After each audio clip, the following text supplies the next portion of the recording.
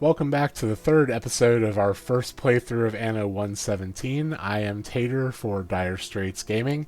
I realize that I have called this Anno 1800 on multiple occasions.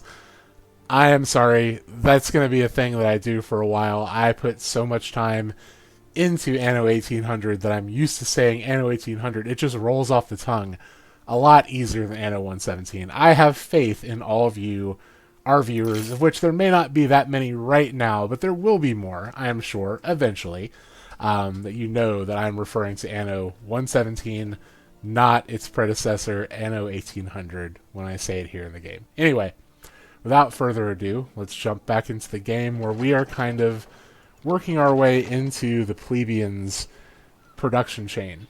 We have started on bread, and we have our main support buildings up here, both the Sanctuary and the Grammaticus, both in place. We are earning a lot more knowledge per click now, and we are earning a lot more belief per click. In fact, do we have shrines yet? We do not. That's right. We need concrete for shrines. So, plebeians, we have the wheat. We have the flour mill. All we need now is the bread. We have charcoal to run it. So we're going to put in our bread makers. Bread makers, the area effect, decent boost to income, but there is a penalty to fire safety. I do tend to eat that for a while. Eventually, though, I do move our bread makers a little farther out. This is going to be a good spot. It doesn't have full coverage of the city, but it's going to have enough coverage.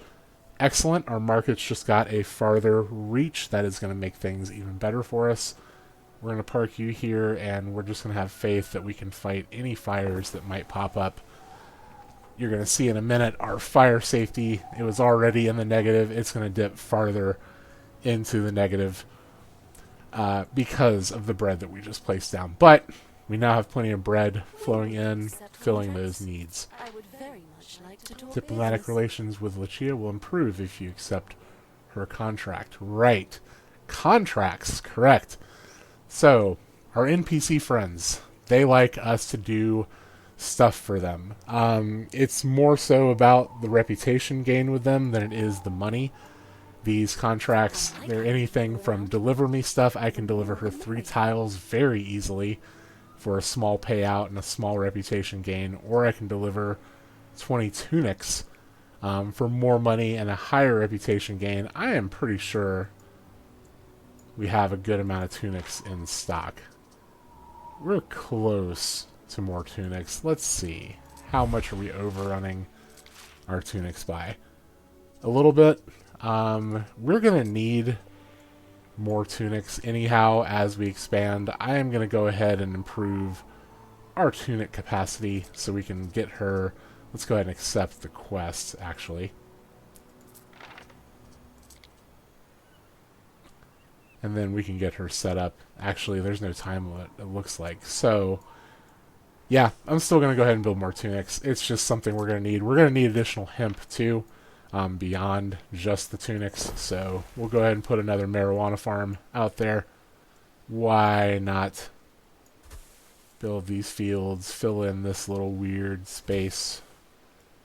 Very good. Okay, and tunic coverage, I'm pretty sure, yeah, we got plenty of coverage, so we're actually just going to plop you right down next to the farm.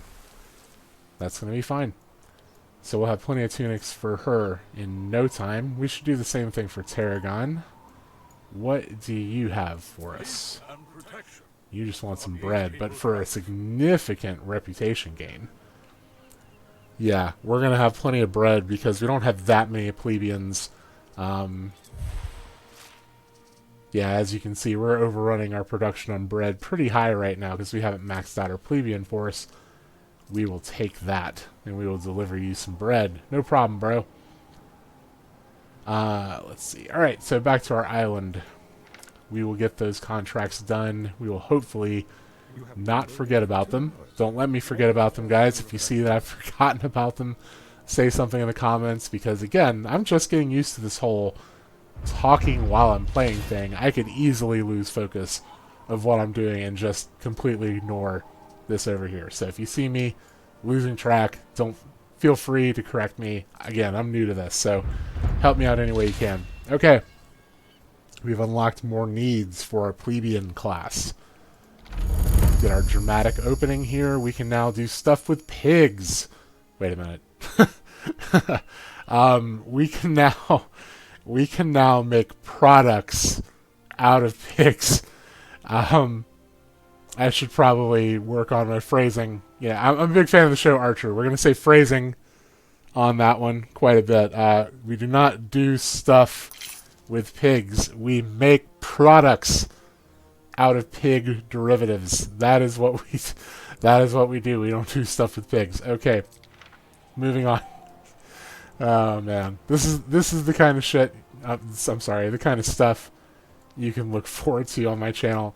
I will occasionally cuss. I'm sorry about that. I'll do my best because I know our audience could range from any number of ages, but it's going to slip out occasionally. I am sorry in advance. Anyhow, might as well move our way up the production chain and work on Garum. So, again, thanks to our Hall of Fame giving us some free research, we have mackerel fertility, even if it's only at 50% capacity, even though our island doesn't say it has it. That's fine, because we really don't need to produce that much garum, and when at the point in the game that we do, we will be doing it on another island. So, we're going to open up some Scomber shacks. I know that I'm missing the fertility, but I'll still get 50% production out of these two. Make sure we've got our road happening here. And I forget, do I get in a boost from these because they count as fishers? Yeah, a little bit. Okay, perfect. Got our fish coming in. Next thing we need is salt for those fish. Just put that there. Nice and convenient. Actually, we're going to move it next to the mackerel because they need it, and that's just more efficient. They can drop things off there, and then they can take everything over to the warehouse. And even though there is a penalty for the Garum works, it does give additional income, but there is lowered happiness. We're marginal in happiness, but I think I'll go ahead and take the hit. And just for the sake of efficiency, we're going to go ahead and plop this right here. So mackerel and salt come together at the Garum works, and they will go straight into our warehouse. That's going to be good for us. And now we have a supply of bread and garum. More than enough. Things get thrown off because of the 50% supply efficiency here, but it looks like I still have plenty of fish. I know I have plenty of salt. We're going to need more of that for Sandals anyhow. So, good to go there. Plebians should be happy. And now we get to move on to pigs. Pigs are nasty business as far as proximity goes.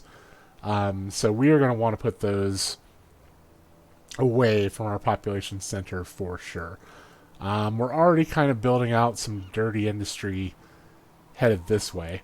We could just plop it over here, keep using the warehouse we have, though that warehouse is probably starting, it's going to get busy, and we haven't gotten the upgrades for it yet. So I am going to go ahead and cross the river over here and set up another production area out this way.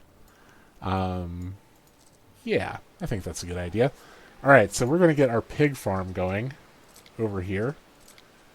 I like to build them up against the cliffs, again, because get as much of that area of effect off in a spot that's not going to affect things.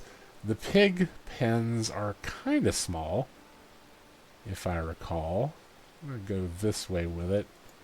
That one will fit there. Yep, that one will fit there. And you can have these go this way. And I'm pretty happy about that. Very good.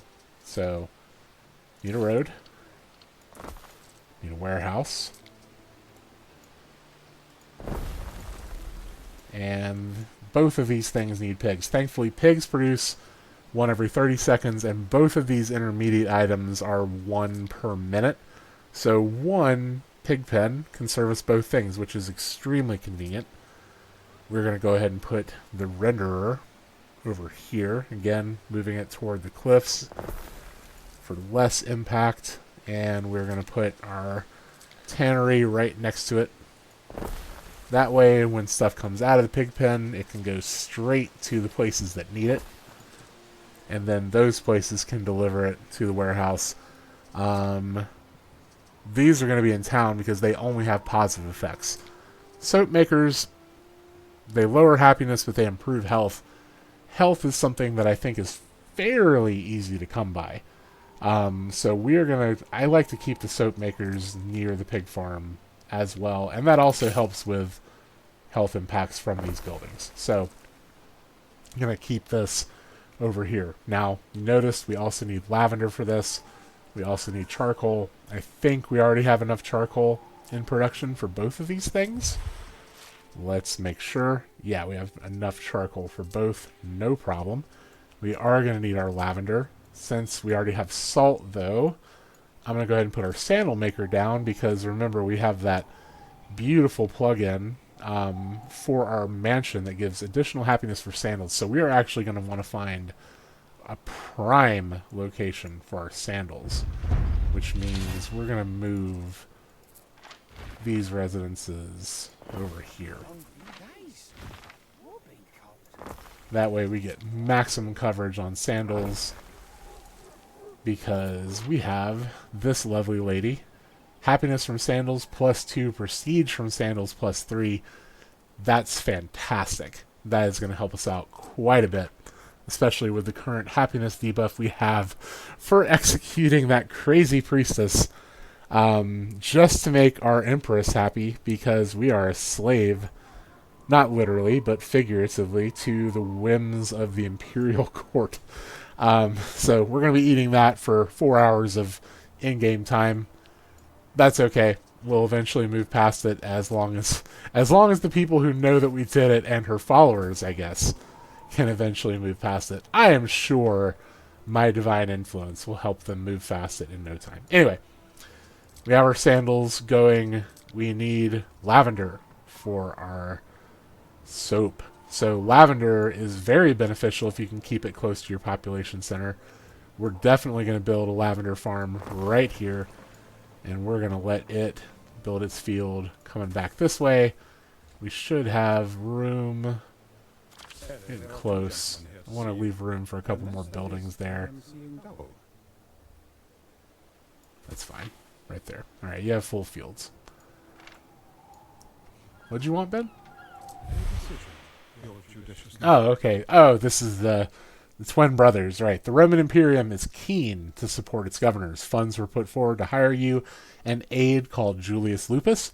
However, there must have been some bureaucratic misunderstanding because there are two Julii standing before you, identical twins. Question is, who would make the better aide? Speak to Brutus first. Brutus claims he can do the work of 10 men and that he even comes with his own oxen. Little good he has to say of his twin Gaius, who is always found behind his desk, never lifts a finger. Let's see what Gaius has to say. Gaius claims to be a reliable landlord, last year alone leasing 70 insulae or more, half of which still stand. No one is more apt to the ledger, he says, and adds that his twin brother is an illiterate brute only a fool would hire. I'm going to make my choice. So you don't have to ascertain just from the description. It will tell you what the benefits of both are if you mouse over them. So Brutus, Julius Lupus, will give us additional workforce from all residences in range, which is excellent. Or Gaius. Gaius will give us a bigger amount of income. In the long run, we're going to make plenty of money. I assure you that, especially on these easier settings. We are not going to be hurting for cash. I would much rather have additional workforce in my main population area. So Brutus it is. And we may even plug him in soon. Eventually our prestige is going to open up another slot here, and that's when we'll slot him in and start getting the benefits. Okay. We actually need 2 lavender plantations to fill. Soap happens every minute. Lavender happens every 2 minutes. That's great. We'll put the other lavender in range of this part of our city. We may eventually end up moving it. For now, the fields can go down here and can go this way, and everybody's going to be happy. We're going to have soap so we don't smell terrible. We'll let this run up against the riverbank, and all good. Perfect.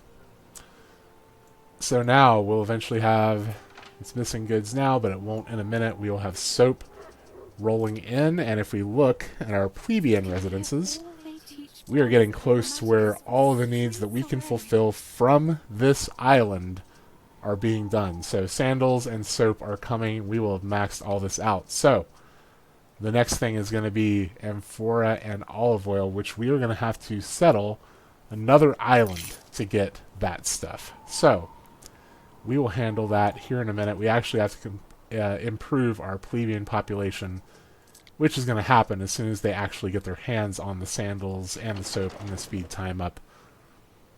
Actually, I'm going to speed it up quite a bit. Let that happen real quick. You'll see the bars creep up. And while that's happening, right, time to deliver some tunics. So actually, we will slow it to medium speed.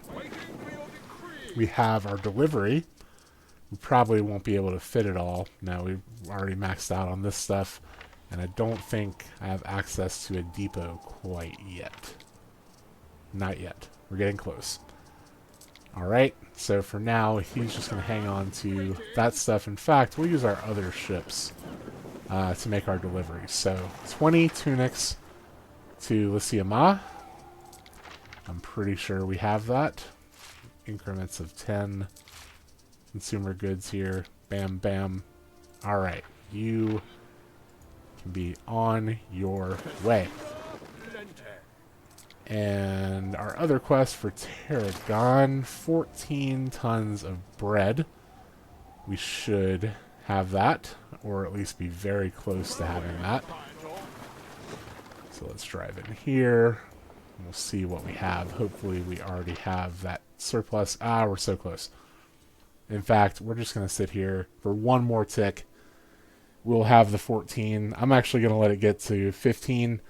That way we're not completely out. In fact, we will close this. We'll let it overrun a couple pieces of bread before we send that off to Tarragon. So, for now, that's good to go. Alright, so, thinking about where we're going to expand. If I remember correctly, this neighboring island, it did. It has olive oil. It has amber, both of which we need to make our plebeians happy. It also has plenty of river slots, so we can make clay here, which we can use to make the amphora. We can use to make more tiles. In addition, it can add to our wine fertility, our grape fertility, which we already have on our main island, and it will give us sturgeon, which we do not have on our main island, but we have the oysters for. So this is a no-brainer. And marble? Oh, heck yeah. Okay. This is definitely our first expansion. It may be a little bit expensive because it is a pretty sizable island. But another reason to grab it is it's right next to Lysiama. She might have designs on this island. So actually, our flagship already has a good amount of building materials. Do we have the bread now? I'll go ahead and do that before I forget. We do have the bread now. So 10, 1, 2, 3, 4. That puts us a little low, but we have it. And you can head to Tarragon. Awesome.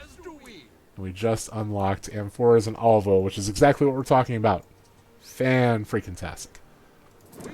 So now, no reason not to load up our flagship full of wood and tiles and all that stuff and go settle our first island, which we'll probably do in the next video. This seems like a logical place to put a cut, but we're going to sail over there while we kind of wrap things up here. So we'll go ahead and unlock amphoras and olive oil. Love to see it. Love the dramatic opening. And we're going to trade and get as much construction material as we can. Right, need that, and we'll max that out. We'll max out. We're not going to take all of our tiles. We want to keep a couple. But we will take as much wood as it'll let us because that's going to replenish very quickly. Alright, so now we're going to sail over here. And this is definitely the beach we want. Let's get a quick look at the layout, it is a really good size island. This is definitely the place to build the town, and we'll have plenty of space for olive farms and resin forests and all sorts of things. No brainer to settle right over here. Alright, so while our ship is on the way here, are we already hanging out with Tarragon? We're not there yet. We're in the middle of the ocean, but we may be ready to turn in here. We are. You are welcome. And we got a little bit of money for our troubles. We're actually going to drive this back because we do, remember, haven't had to deal with them yet, but the pirates are hanging out semi-close to our base. It's not going to hurt us too much quite yet, but we're going to drive them back just in case they decide to mess with us. This other one is on the way. Our other ship is on the way to our new island.